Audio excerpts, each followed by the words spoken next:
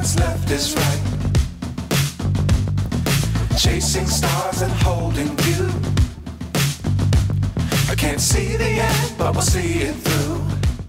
Itt Szeba jelentkezik újra, sziasztok, Kőbánya alsó vasútállomásról, és a mai videóban nem azért jöttem ide, hogy újra az önjáró trollit megmutassam századjára, vagy elutazzunk valamerre, hiszen az első képsorokban gondolom ezt hittétek, hogy megint megyünk Cegléd irányába, hanem elsősorban ilyen budapesti, úgymond kisebb, de jelentéktelen, de annál izgalmasabb hírekkel készültem nektek, és azért itt Kőbánya alsó vasútállomás is megér egy misét, hiszen egy érdekes helyszín volt itt, ahol most állok.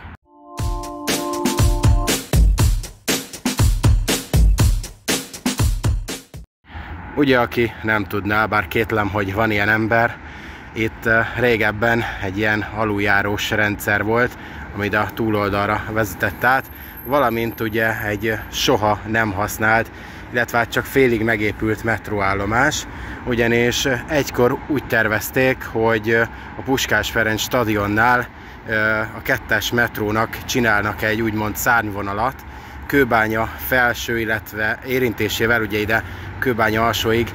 Ezt akkor Zalka Máté térnek hívták, ugye egy fontos megemlítenem, mert tudom, hogy akiknek szívügye ez az egész emlék, azok úgyis megköveznek érte, ha ezt nem jegyzem meg a videóba. És hát én még emlékszem erre az épületre, meg az aluljáró rendszerre, bár az aluljárón már soha nem mentem át, mert akkor le volt zárva. Viszont itt volt egy ilyen lefedett, csúnya épület, ami ugye a metróállomás lejárata lett volna, és hát kocsma üzemelt benne. És azért is vannak tiszta emlékeim, nem azért, mert Kőbányán laktam, hanem itt lakott egyik akkori legjobb haverom, és hát sűrűn átjártam hozzá, és onnan az ablakból néztük itt a gyönyörű tájat, ahogy elmennek a vonatok, meg jönnek a villamosok, és akkor még megvolt az épület, aztán jó pár éve felújították, és ilyen közösségi teret hoztak itt létre. Szerintem sokkal kulturáltabb és jobban néz ki, úgyhogy ez egy olyan dolog, aminek nem volt kár az elbontása, bár egy szárnyvonal mindig jól jönne, főleg ha itt Kőbányát is kiszolgálná egy metróvonal, de hát most ez van. A mai videóban pedig szeretnék beszélgetni egy kicsikét egy lehetséges villamos vonalról, ami nincsen tervben, meg ötlet sem merült fel. Ez igazából csak az én kis hobbikám, és én szeretném, hogyha a 9-es autóbusz kiváltanák villamossal, hiszen van akkora utasforgalma a mai napig, hogy simán villamossal lehetne ezt megoldani, és egyébként nem lenne olyan drága, mint hogyha ki kellene építeni egy nagyon hosszú villamosvonalat, hiszen nem 14 kilométerről van szó, ugye ennyi lenne a végleges pályahossz, viszont nem ennyit kellene kiépíteni, hiszen lehetne integrálni a 28-as villamos viszonylatba, lehetne integrálni a 47-49-be, a 46-ba, illetve a budai fonódóba is. Hogy ezt hogyan képzeltük el, azt egy animáció segítségével fogom majd megmutatni nektek, és innen szeretném megjegyezni, hogy én nem szoktam csatornákat promotálni, ugye sokan kértétek például a live-ba is, valaki beírta, hogy légy szíves, ajánljad már a csatornámat. Na, az ilyet nem szeretem, amikor valaki erőszakosan az én live-om alá ilyeneket kommentel. Én jobban szeretek önmagamtól ajánlani csatornákat, hogyha úgy gondolom, hogy méltó erre. És ez a csatorna, amit szeretnék nektek ajánlani, én úgy gondolom, hogy méltó arra, hogy promotáljam, hiszen nagyon-nagyon önzetlenül segített ennek a csatornának a tulajdonosa, ugyanis hát valahogy rátaláltam a shorts videókban az ő kis felvételeire. Egy 3D-s animációról van szó, és nagyon ötletes, hiszen nem azt csinálja, mint a legtöbb ember, aki próbál ilyen közlekedési videósokat lemásolni, hanem gyakorlatilag ilyen 3D animáció segítségével mutatja be az egykori villamos, megszüntetett villamosvonalakat, vagy bármilyen közlekedési járművet, forgalmi változást. Úgyhogy nekem nagyon tetszik, és segített, hiszen megkérdeztem, hogy mi ennek a programnak a neve, mert szeretném egy kicsikét fejleszteni a csatornámat, és önzetlenül egyből segített. És megnéztem, a srácnak összesen 500 valahány feliratkozója van, pedig sokkal többet érdemelne. úgyhogy le fogom tenni a leírásba a linket a csatornájához. Kérlek szépen titeket, hogy aki szeretné, az nézzen rá, és iratkozzatok fel, növeljük meg neki a nézettséget, ha már tényleg ilyen jó videói vannak. Úgyhogy egy animáció segítségével fogom bemutatni a lehetséges útvonalat.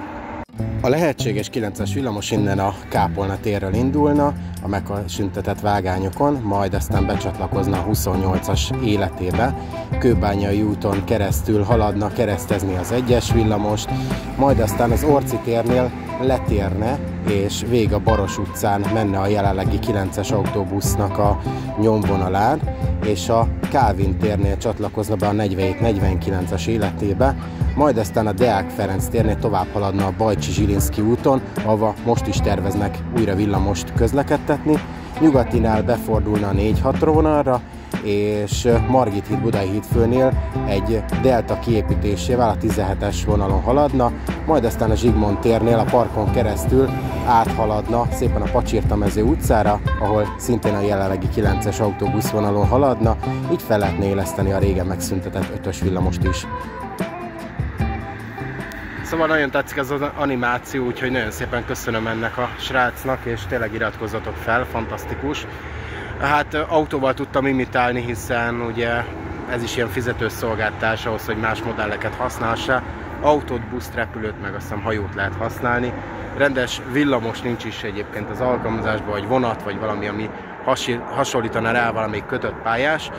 A lényeg az, hogy használni fogjuk majd a jövőben is, például mondom utazós videóknál, úgyhogy köszönöm szépen ezt a fejlesztési ötletet. Most viszont akkor járjuk be ezt a vonalat. Persze már millió egy videó született róla, és korábban én is bejártam, de nem is emiatt jöttem, hanem majd meg fogjátok látni. A Baros utcában lesz egy érdekesség, csak gondoltam, hogy ezt is belefűzöm, ha már itt vagyunk. Ugye itt láthatjátok a vágányokat egy körforgalomnak a közepén, jelenleg parkolóként van hasznosítva a terület. Egyébként itt is lehetne egy végállomás, egy villamos végállomás, így akkor nem csak Kőbánya alsónál lenne vége a 9-es járatnak, hanem még ezeket a lakótelepi épületeket, illetve itt a Ligetteret is kiszolgálná, valamint ezeket az új építésű házakat, és ha jól látom, itt még iskola is van, úgyhogy akár nekik is jól jöhetne ez a kapcsolat. Egyébként a 36-os villamos használta egykor ezt a nyomvonalat, innen a Kápolna utcából egészen pontosan a keleti pályaudvarig közlekedett. A megszüntetésének oka pedig többek között az volt, hogy nem volt teljesen kihasználva ez a villamos vonal. Hát ha keleti pályaudvarig közlekedne, akkor valóban nem lenne ennek értelme, csak is kizárólag akkor, hogyha a 9-es buszt váltaná ki, hiszen így sokkal hosszabban több városrészt is összekötne. Amit látjátok, jelenleg itt már nincsenek meg a vágányok, helyette szintén parkoló kapott helyet, úgyhogy itt vissza kellene építeni az egészet, és haladunk felfel a Liget térre, mert ott ismét feltűnnek a vágányok. És itt újra előkerülnek a vágányok, egyébként csak le van betonozva, úgyhogy nincsen fölszedve ott sem a parkolónál, úgyhogy hát látszik, hogyha hogy mondjam, terhelés éri, és ugye elkezd töredezni a beton, akkor előtűnik alóla a sínszál, és ugye jelenleg ezt használják buszsávként, és üzemzavar esetén ugye azért nem szedik föl, mert ha bármilyen üzemzavar van itt a Körösi Csoma Sándor úton, akkor a villamosokat ide tudják félreállítani, és innen tudják visszafordítani, valami nosztalgia meneten szokták még használni. Ugye, ha emlékeztek rá, akkor volt egy N36-os jelzésű nosztalgia jármű is Bengálival, és ugye ezek nem magas vágányok, mint a Bosnyák téren. Ugye Bosnyák téren azért volt szükség a felszedésére, hiszen buszsávot nem tudtak volna másképp kialakítani, vagy parkolókat, csak is kizárólag, ha lebetonozzák az egészet, de úgy voltak vele, hogy akkor minek tartsák meg a vágányt, hogyha nincsen rá a továbbiakban szükség. Ellentétben ezzel a vágánnyal, ami mondom üzemzavar esetén jól tud jönni. Miközben kihalad a 15-17-es banán, a 62 alviszonylaton, látjátok ezt a üzemi kapcsolatot, mindkét vágány megvan, úgyhogy bőven lehet kapcsolódni a Körösi Csoma Sándor úti villamos viszonylathoz. Mi viszont most felmegyünk a Baros utcába, és megmutatok nektek egy érdekességet, aminek apropójából kiindult ez a videóötlet. És itt vagyunk a legendás Aorci téren, ugye innen jöttünk a 28-as villamossal, és jelenleg ugye ezeket a vágányokat kocsiszíni beállásra használják, ugye a Baros kocsiszínbe haladnak be, viszont lehetne forgalmi vágányként is használni, nem csak üzemiként, hogyha a 9-es villamos egyszer megvalósulna. Egyébként itt vagyunk Rikárinak a doboza mellett. Ha nem láttátok a videóját, akkor nézzétek meg. Ugye nagyon jó elmagyarázza, hogy például itt mi volt megtalálható. Én most nem szeretnék ebbe belemenni, mert ez az ő kis filmje. És itt végállomásozik a 72-es trollibusz is. Jelenleg már a 83-asok nem itt vannak, hiszen ők Népligetig tovább közlekednek, és itt vannak a üzemi vágányok, amik szépen behaladnak oda a Baros kocsiszínbe, és ugye látjátok, hogy az egyenes irányú vágánnyal már nincs kapcsolat, ugye ezeket a váltókat kiszedték, hogy ne lassítsák feleslegesen a villamosokat, viszont nem lenne olyan nehéz ezt visszaépíteni, és a jelenlegi parkolóhelyén futhatna tovább a villamos. Nem emlékszem rá, de lehet, hogy már ezt is bejártam korábban egy videóban, hogy ugye itt vannak a egykori vágányok, hiszen a Baros utcán a történelem során közlekedett villamos, ha jól tudom, de ebben nem akarok belemenni, mert akkor jönnek a dühös kommentek, a 14-es villamos haladt itt, ugye akkor ilyen számozással, de aztán lehet, hogy tévedek, mondom, nem megyek bele ennyire ebbe, mert nem vagyok olyan, aki itt a helyi dolgokkal tisztában van, bár laktam itt a környéken, a 8. kerületben, viszont látjátok, hogy itt megvan a két vágány, megvan hozzá a hely, tehát igazából nagyon sokat nem kellene gondolkodni, hogy hogyan férne el itt egy villamos viszonylat, és mondom, sokkal több utas képes lenne szállítani, valamint ugye itt lehetne rekultiválni ezt a környezetet, hogy ne így nézzen ki, lehetne itt füves vágányokat is alkalmazni, és a fontos szempont, amiért mi ide jöttünk, az előttünk lesz látható, ugyanis korábban volt itt egy benzinkút, pont itt a Kálvária térnél, amit szépen elbontottak, és így lehetőség nyílna, vagy nyílhatna arra, hogy itt, mondom, továbbiakban villamos közlekedjen, úgyhogy, de látjátok, hogy nem ez történt, hanem parkolókat alakítottak itt ki, úgyhogy lettek itt újonnan települt, épült parkolók, valamint ugye ilyen füves sáv.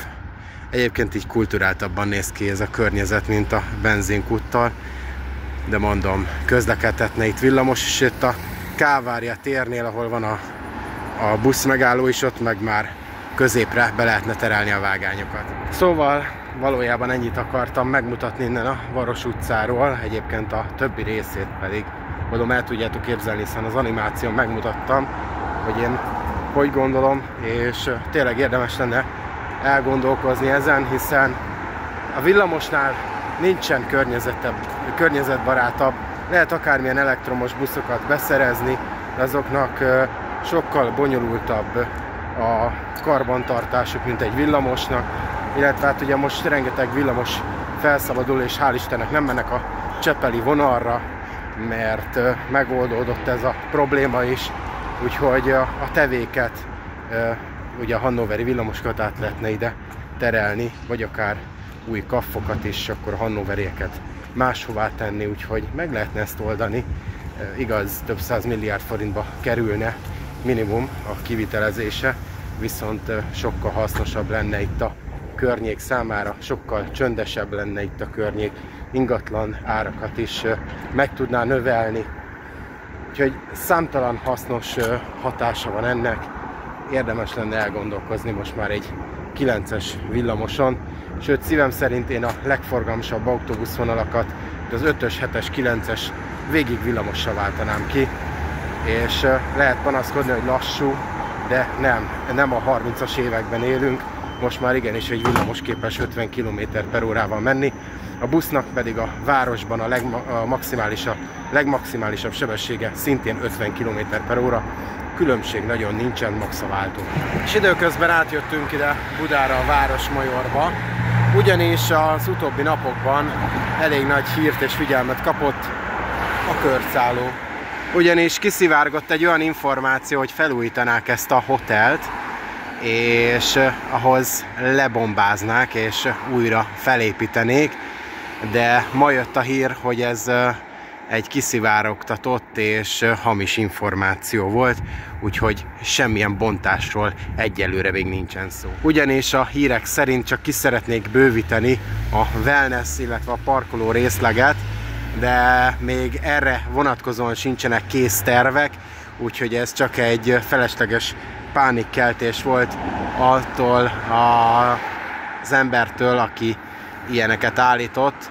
Hál' Istennek Budapest egyik ikonját, a körszállót, más néven Hotel Budapestet egyelőre nem fogják elbontani. És azért sem lenne szerencsés, hiszen eléggé ikonikus épületről van szó, és ugye megerősítette azt a kerületi önkormányzat is, hogy védettség alatt áll az épület.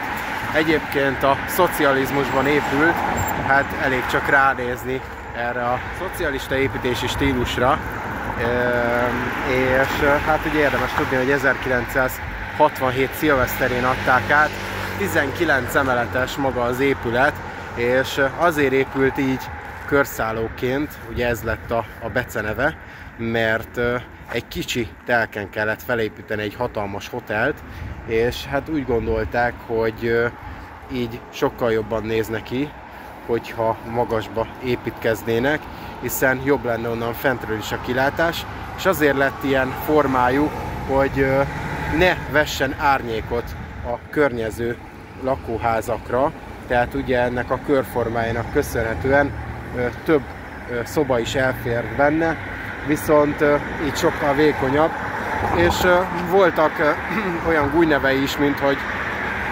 fémdobozos üdítő, és igazából körszálló lett így a végleges neve később. Vagyis még egyszer mondom, Hotel Budapest lett a végleges neve, csak a közbeszédben így ismerik. Egyébként az első ilyen hotel volt, ahol svédasztalos reggeli várta a vendégeket, valamint ugye itt a legfelső épületben volt azt hiszem egy bálterem is, és ez volt az első hely, ahol Coca-Cola üdítőt lehetett akkoriban kapni. Úgyhogy ikonikus épületről van szó, és én örülnék neki, ha tényleg nem bontanák el, hiszen ha felmentek az Erzsébet kilátóba, akkor például a körszálló az egyik, amit megakad a szemetek, és rengeteg képeslapon rajta van. Igazából csak renoválni kéne az egészet, nem pedig elbontani, hiszen szerintem sokkal többet is ki lehetne hozni a modernizációval. Rengeteg olyan szálloda van, amit modernizáltak, és megnövekedett ugye a vendégforgalma.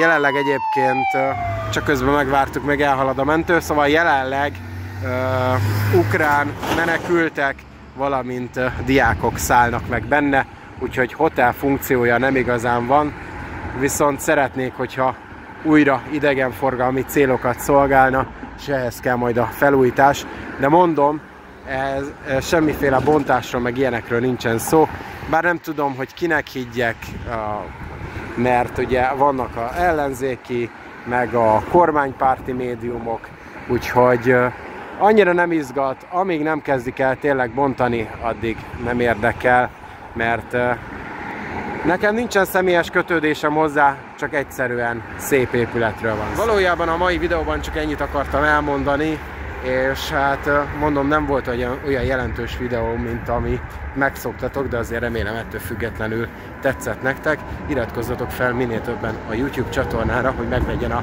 3000 feliratkozó, és nyomjátok be a lájkot, valamint tegyetek egy interakciót, egy kommentet vagy bármit, hogy kiajánlja másoknak is a videóimat. Én megköszönöm a figyelmet, ezzel a 61-es villamossal el is megyek, ami itt jön.